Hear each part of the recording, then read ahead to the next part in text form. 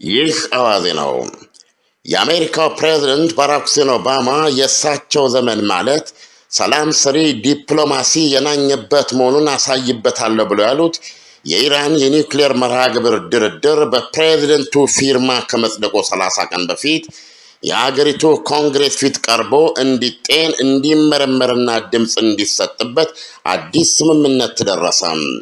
ፕሬዝደንቱ ከሌሎች 5 ሀያል ሀገሮች ጀርመን፣ ፈረንሳይ፣ እንግሊዝ፣ ራሽያ እና ቻይና ጋር በመሆን ከኢራን ጋር መግባባት ላይ ደረስኩ ያሉትን ስምምነት ጣጣው አልቆለት በውስጡ ልባት ያላገኙ ጥያቄዎች ተፈተው ለፊርማ የሚቀርበው ጁን 30 ነበረ፣ የፊታችን ሰኔ መጨረሻ ሳምንት ላይ።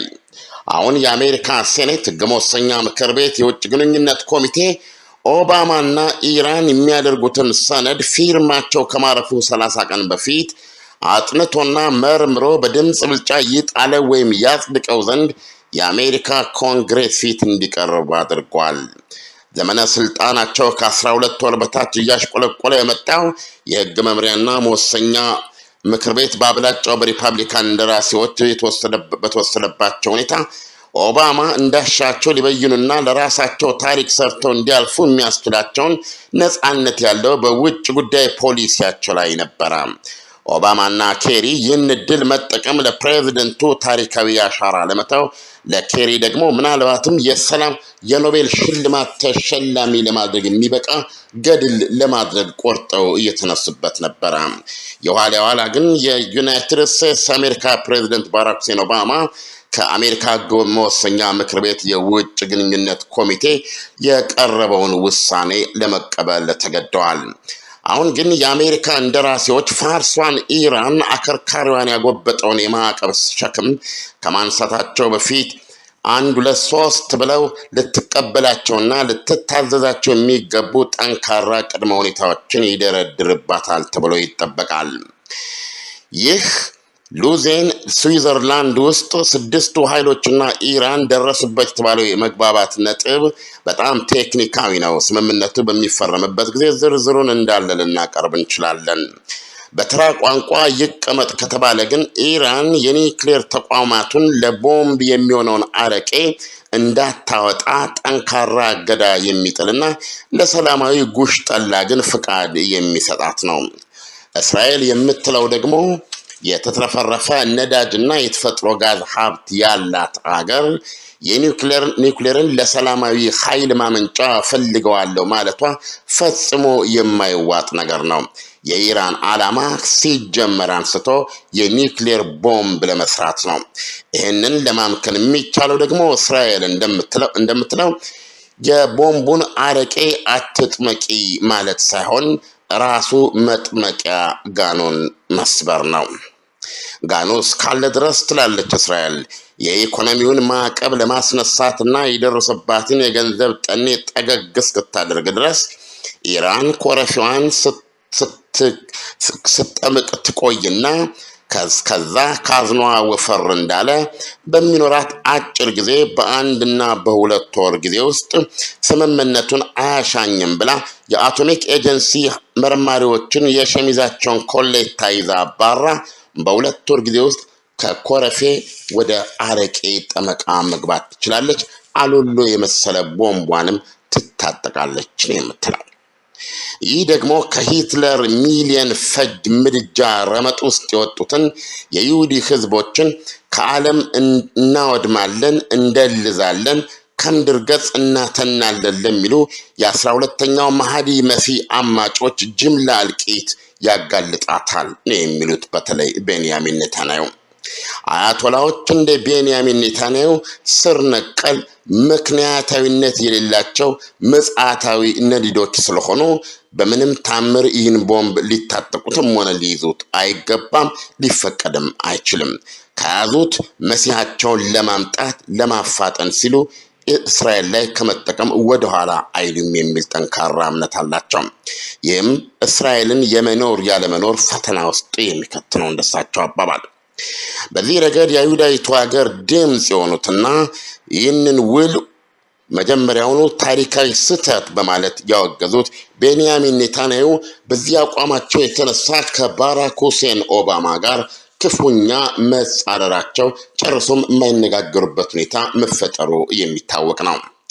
አያቶላዎቹ ገና ባልሰሩት ቦምብ ጽዮናዊቷን ምናምንቴ ከናካቴው እናወድማታለን፣ እንደ ጥጥ እንባዝታታለን ሲሉ፣ በአንጻሩ በተደጋጋሚ የበርካታ የኒውክሌርና የሃይድሮጅን ቦምቦች ባለቤት ስለመሆኗ የሚታማው እስራኤል ግን አንድም ጊዜ እንዲህ አይነት አስተያየት በኢራን ላይ ሰጥታ አታውቅም።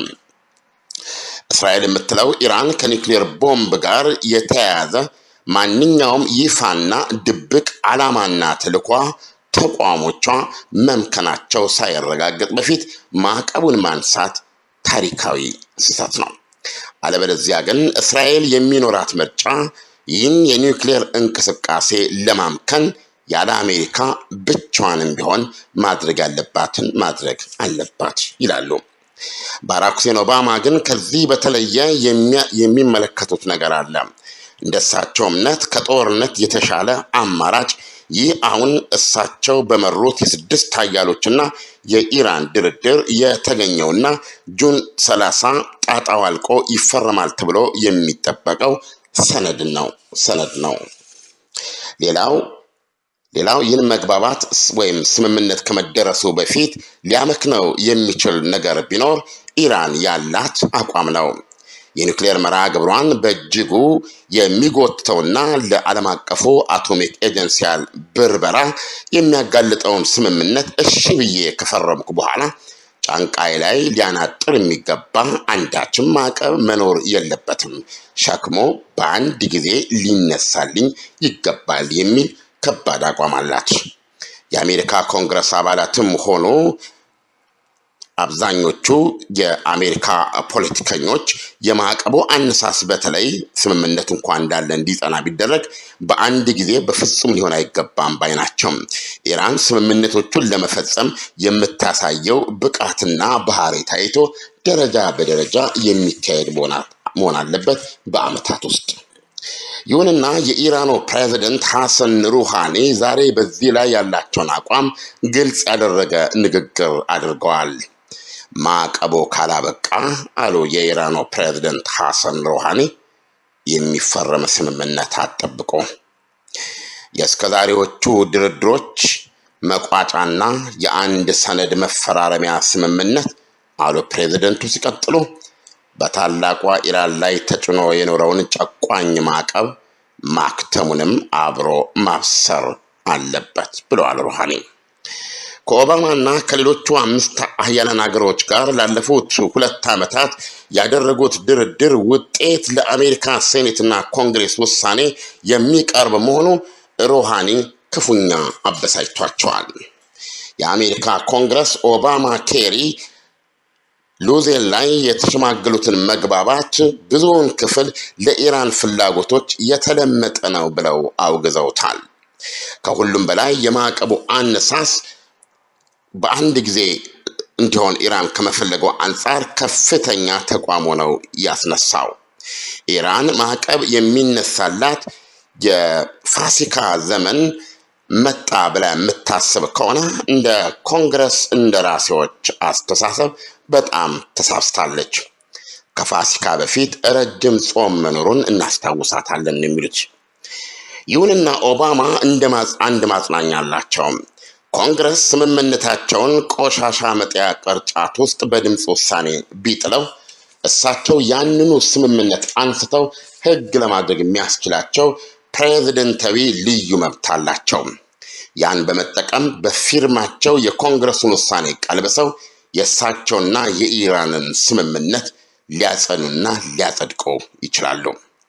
ኮንግረስ ይህን የስልጣን ልዩ ፕሬዝደንታዊ መብት ማግለል ካለበት ከመላ እንደራሴዎቹ ቁጥር የ2/3 ድምፅ ማግኘት አለበት።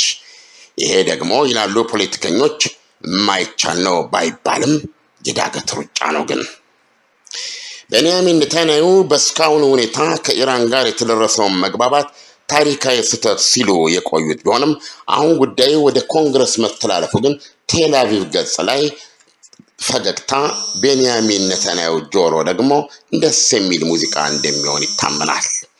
እንደምታስታውሱት በአቋማቸው ከእስራኤል ጋር ልብ ለልብ የሆኑት የአሜሪካ ሪፐብሊካን እንደራሴዎች ለኢራን ደብዳቤ ጽፈውም ነበረ።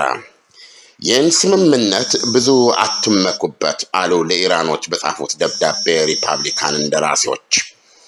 ኦባማ የስልጣን ወራቶቻቸውን ጨርሰው ሲወጡ እኛ ግን ወንበሩ ላይ አለን፣ እንደ ህገወጥ የ80 ውል ቆጥረን እንቀደዋለን ነበር የሚለው ደብዳቤያቸው።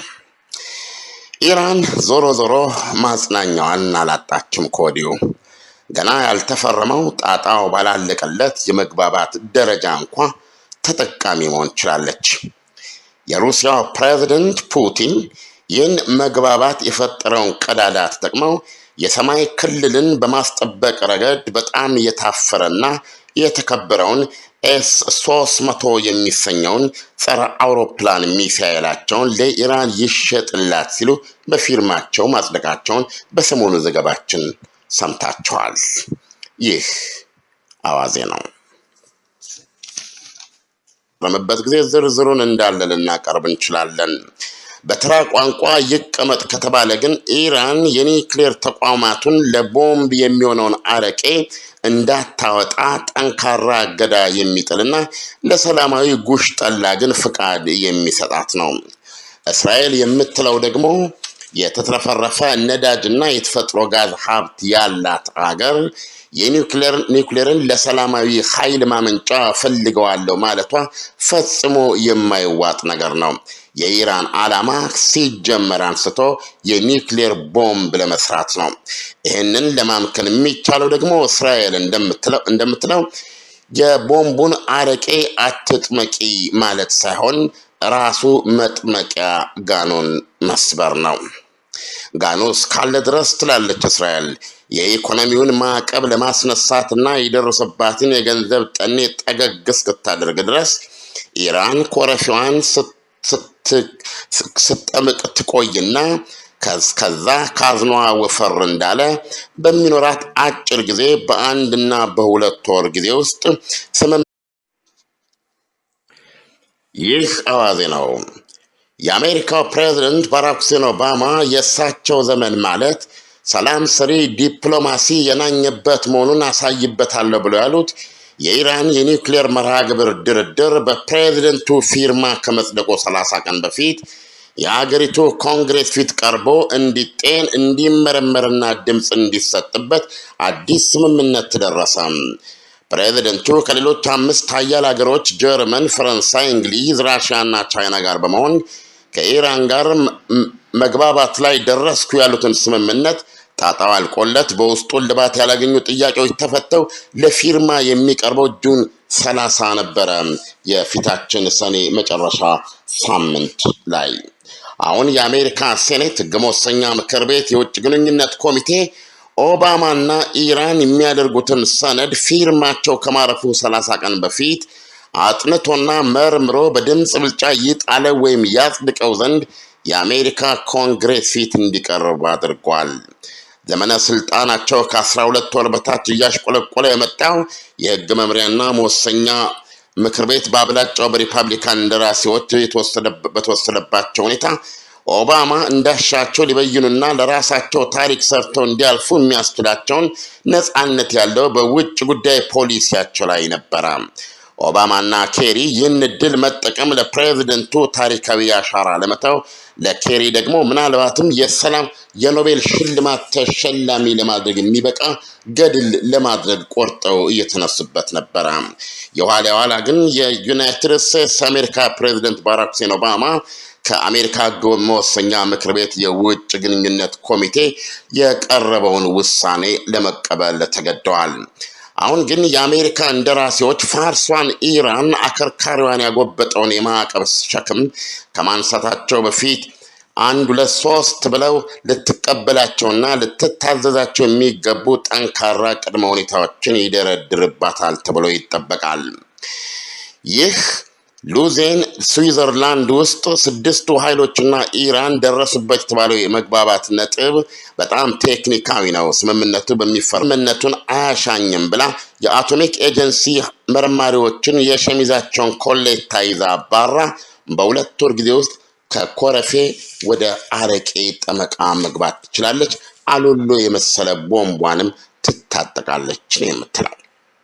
ይህ ደግሞ ከሂትለር ሚሊየን ፈጅ ምድጃ ረመጥ ውስጥ የወጡትን የይሁዲ ህዝቦችን ከዓለም እናወድማለን፣ እንደልዛለን፣ ከምድር ገጽ እናተናለን ለሚሉ የ12ኛው መሃዲ መሲህ አማጮች ጅምላ እልቂት ያጋልጣታል ነው የሚሉት በተለይ ቤንያሚን ኔታንያሁ። አያቶላዎች እንደ ቤንያሚን ኔታንያሁ ስር ነቀል ምክንያታዊነት የሌላቸው ምጽአታዊ ነዲዶች ስለሆኑ በምንም ታምር ይህን ቦምብ ሊታጠቁትም ሆነ ሊይዙት አይገባም፣ ሊፈቀድም አይችልም።